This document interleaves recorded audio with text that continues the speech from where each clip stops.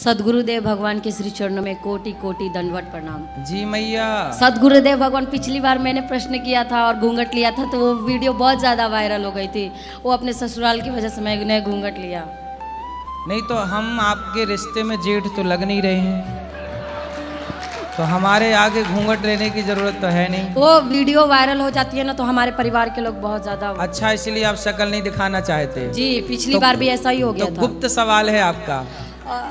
बताओ। गुरुदेव भगवान, वो अभी देखते हैं आपकी निंदा होती है तो गुरु की निंदा से हम कैसे बचे?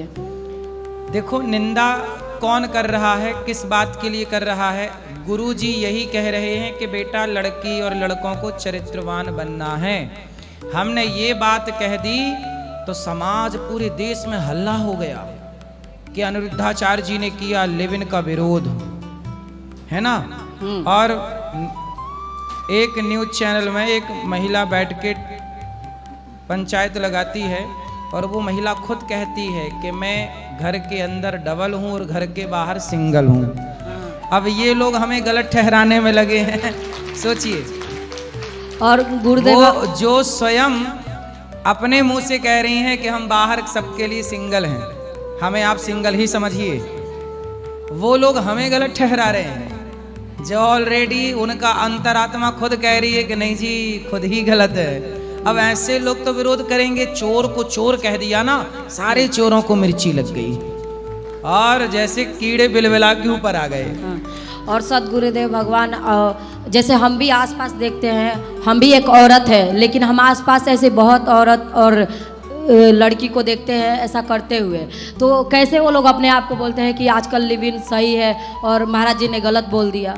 वही मैया, जो लोग गलत थे ना उन्हीं को मिर्ची लगी है जी। वही परेशान। जो सही समाज थी वो उन्हें कोई दिक्कत नहीं जी। जो लड़कियां सही थी, जो लड़के सही, उन्हें क्या दिक्कत है? जो बिल्कुल गलत थे उन्हीं को कहा गया और बिल्कुल तीर निशाने में जाके लगा है। और एक बहन तो आके बोली कि मैं टेस्ट ड्राइव करती हूँ पहले।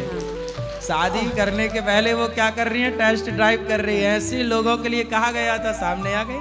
वही गुरुजी में 100% रिश्तों को वो टेस्ट ड्राइव में लेके जा रही हैं। गुरुजी मैं 100% आपकी बात से सहमत हूँ। जो लिव इन वाले आपने बोला है वो मैं आंखों देखी, समाज में ऐसा हो रहा है तभी आपने बोला है और सत्य बात है। वृंदावन धाम में आई हूँ, उस सत्य बात आजू बाजू में देखती हूँ गुरुजी, फिर भी लोग कहते हैं कि गुरुजी ने गलत बोल दिया और मीडिया वाले तो ने उनसे बोलना कि गुरुजी ने गलत बोल दिया तो तुम अपने बेटे अपनी बेटी को भेज दो, लिव इन में जाओ, वही हम कहते हैं, 10 जगह जाए, रहें मस्त।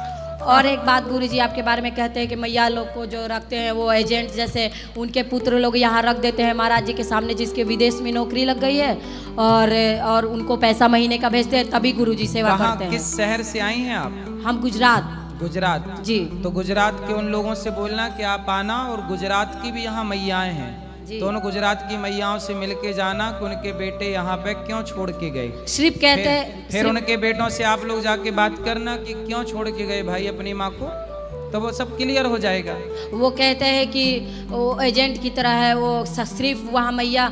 अब देखो, जिसे कहना है वो तो सब तरीके से कहेगा, इसलिए उन्हें कहने हाथी चला बाजार और कुत्ते लगे हजार। लेकिन गुरुदेव आप हमारे गुरु हैं, हम आपके शिष्य हैं, आपकी निंदा होती है तो फिर हमें हमारे हृदय में बहुत कष्ट होता है। नहीं, ये आप चिंता ना करो, ये निंदा नहीं है, ये लोग सच को स्वीकार नहीं कर रहे हैं, बस इतनी सी बात। गुरुदेव आप हमेशा ऐसे ही करते हो, आप हमेशा कौए के बीच में हंस बन के चले जाते हो।